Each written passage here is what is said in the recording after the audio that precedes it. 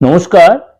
আজকে আলোচনা করব যথারীতি যে মাসের মধ্য থেকে পরের মাসের মধ্য পর্যন্ত।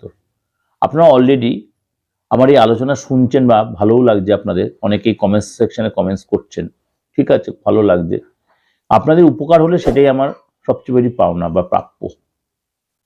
আজকে সেরকমই বলবো যে 10th ফেব্রুয়ারি টু 10th মার্চ আপনার জন্য কি অপেক্ষা করে আছে। একাধিক গ্রহ রাশি প্রত্যেক মাসে তো চেঞ্জ হচ্ছে, এই মাসেও তার অন্যথা নয়। মেজর যে ট্রানজিটগুলো, যেমনি সূর্য 12ই ফেব্রুয়ারি তার মকর রাশি ছেড়ে কুম্ভ রাশিতে প্রবেশ করবে, মকর ছেড়ে কুম্ভ রাশিতে প্রবেশ করবে, এবং আপনার মঙ্গল প্রবেশ করবে আপনার 26 তারিখে। অর্থাৎ এই যে ট্রানজিট, এছাড়া তো আদার্স যে গ্রহ বুধ শুক্র সব গ্রহ তার সিচুয়েশন চেঞ্জ করবে, কম্বিনেশন হবে, জুতি তৈরি হবে, ত্রিগ্রহী যোগ তৈরি হবে, চতুর্গ্রহী যোগ তৈরি হবে। আমি সেই নিয়ে প্রোগ্রাম দিয়েছি বা দেব। এবং এর মধ্যেই আপনার আবার রয়েছে দোল উৎসব। সুতরাং সেটা নিয়ে আমি আপনাদের কাছে প্রোগ্রাম দেব, সেগুলো কবে কি সিচুয়েশন সেগুলো আপনার আলোচনা করব।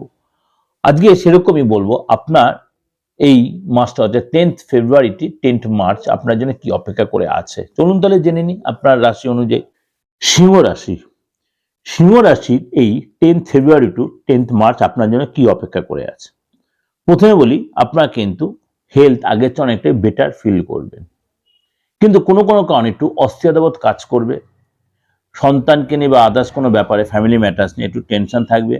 দেখবেন মাঝে মাঝে একটা মানে ভীষণ টেনশন আপনার মধ্যে আপনাকে কুড়ে কুড়ে খাওয়া, যার জন্য শরীরের উপর একটা নেগেটিভ প্রভাব পড়তে পারে। সুতরাং সেরকম এমন কিছু টেনশন নেবেন না, হওয়া কাজ আপনার বিগড়ে যেতে পারে, তার জন্য টেনশন বাড়তে পারে। আর্থিক জায়গাটা বলি, আপনি এই সময় কিন্তু মানে একটু চাপ থাকবে ভীষণ ব্যাপারে, মানে মানে হতে হতে কোনো কাজ মুখের সামনে আটকে যাচ্ছে বা কেটে যাচ্ছে। ইনকাম আস্তে আস্তে, অর্থ আস্তে আস্তে বেরিয়ে আটকে যাচ্ছে, মানে থাকছে না, মানে আসতে চাইছে না। মানে মনে করুন আপনার সাথে কোনো কাস্টমার ডিলিংস হলো, বলছি ঠিক আছে দেখছি পরের দিন আসছি, সে পরের দিনটা তার কাছে আসছে না। এইগুলো কিন্তু আপনি সাফার করতে হতে পারে। হ্যাঁ, এবার কি এটা সবসময় না, এটা আপনাকে মানে এই 20 তারিখের পর থেকে আবার সেটা আপনার আস্তে আস্তে অনেকটা ফেভারে আসবে। অর্থাৎ কোনো আটকে থাকা কাজ আপনার কিন্তু উদ্ধার হবে, কিন্তু আপনাকে লেগে থাকতে হবে, কাজটাতে লেগে থাকলে আপনার হবে। এই সময় কিন্তু লোকের কাছে বিনা কারণে আপনি অসম্মানিত হতে পারেন।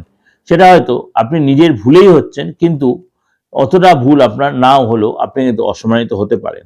এবং এই সময় কিন্তু আপনার অর্থ কোথাও আটকে যেতে বা ফেসে যেতে পারেন, আপনার অর্থটা ব্লক হয়ে যেতে পারে, বা কাউকে আপনি অর্থ হেল্প করেছেন টাকা দিয়ে, সেই অর্থ আপনাকে সে দিতে ডিনাই করছে, এটাও হতে পারে।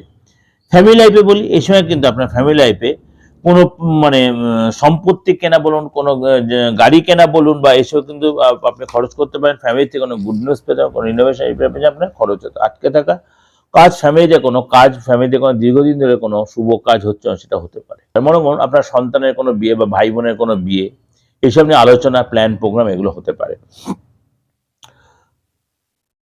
আপনি যদি বিদ্যার্থী বা স্টুডেন্ট হন, এ সময় কিন্তু আপনাকে অনেক বেশি পরিশ্রমী হতে হবে, তাহলেই আপনি রেজাল্ট পাবেন, নাহলে কিন্তু আপনার পড়াশোনার উপর প্রচুর চাপ পড়বে। চাকরির কথা বলি, চাকরির জায়গাটা কিন্তু আপনার এই সময় কিছুটা হলে আপনার ইচ্ছা পূরণ হবে, শত্রু দমন হবে, এবং আপনার কিন্তু মানে যারা আপনার বিরুদ্ধাচরণ করতো বা করছিল তারা আপনার ফেভারে আসবে, এবং আপনার নতুন কোনো জবের অফার, নতুন কোনো সুযোগ আসবে। ব্যবসার জায়গাটা বলি, এই সময় কিন্তু আপনাকে তাড়াহুড়া করবেন না, ব্যবসার ক্ষেত্রে তাড়াহুড়া করবেন না, আপনার কথাবার্তা সংযত থাকবেন, এবং লোককে মিথ্যা প্রতিশ্রুতি দেবেন না, লোকসান হয়ে যেতে পারে। এই সময় কিন্তু আপনি ইনভেস্ট করার আগে 5বার ভাববেন। সবচেয়ে বড় কথা, নিজের সততা অবশ্যই মেনটেন করবেন, লোকের সাথে মিথ্যাচার করবেন না।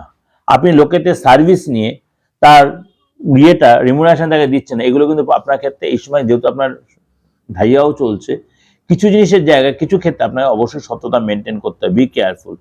আটকে থাকা অর্থ পাবেন, নতুন কোনো অফার, নতুন কোনো যোগাযোগ, অর্থাৎ যতটা এক্সপেক্ট করছেন ততটা আপনার সবসময় আসবে না এই সময়টা। সুতরাং আপনাকে অনেক বেশি লেভারেজ বা আপনাকে কাজের মধ্যে ইনভলভ থাকতে হবে। দাম্পত্য লাইফটা বলি, এই সময় কিন্তু আপনার কারোর সাথে মানে বিনা কারণে আপনি কোনো অশান্তি ঝামেলায় জড়িয়ে পড়তে পারেন। এই সময় কিন্তু আপনি কোথাও ইনভেস্ট করার আগে 5 বার ভাববেন।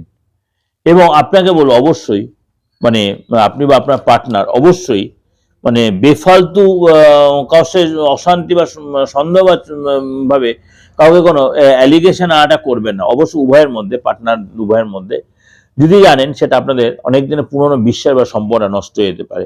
এবং তৃতীয় ব্যক্তিকে আপনাদের প্রবলেম সলভ করার জন্য ইনভলভ করবেন না। এইগুলো আপনি যে অ্যাভয়েড করতে পারেন, অনেকটাই আপনি ম্যানেজ করে চলতে পারবেন। যে একটা ওভারঅল একটা প্রেজেন্টেশন আপনাকে দিলাম, অবশ্যই আপনাদের ভালো লাগবে, অবশ্যই আপনাদের মিলছে বা মিলবে। এবং 2-4 জনের তো এদিক ওদিক হতেই পারে। আপনার যেটা আপনাদের যাদের যাদের হয়তো অনেকের কনফিউজড হয়ে আছেন, কনফিউজড হওয়ার দরকার নেই।